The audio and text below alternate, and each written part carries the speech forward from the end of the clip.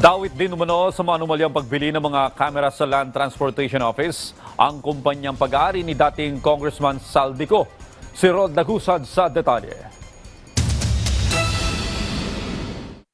Pinaiimbestigahan ng Land Transportation Office sa Independent Commission for Infrastructure ang Central Command Center ng ahensya na nagkakahalaga ng 946 milyon pesos. Bulto-bulto ang dalang dokumento ng LTO kasama ng kanilang rekomendasyon at reklamo.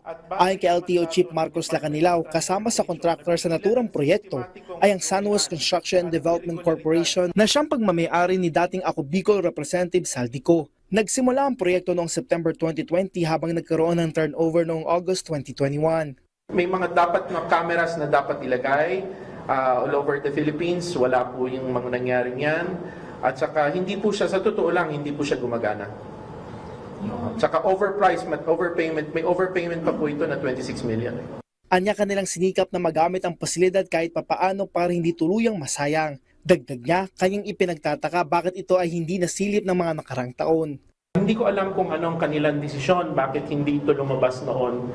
Pero kitang-kita naman na talagang merong problema dito kasi overpriced yung tamang-tama naman na naglabasa na.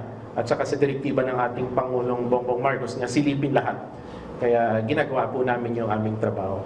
Patuloy naman ang pagsilip ng LTO sa dalawa pang gusali nito na pawang 3 palapag at halos 500 million pesos ang halaga ng bawat isa. Ayon sa LTO, Sunwest din ang kontraktor dito.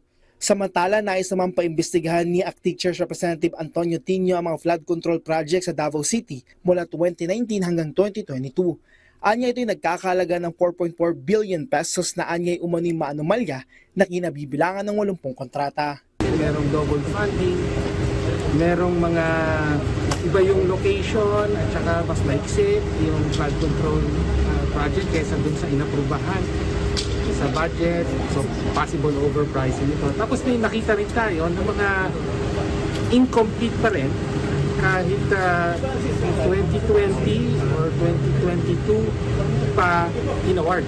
Anya, marami sa mga kontrata ay congressional insertion kaya anya mahalaga na maimbestigahan ito. Anya, mahigit 30 contractors anya sa naturang mga proyekto. Rod Lagusad, para sa Pambansang TV sa Bagong Pilipinas.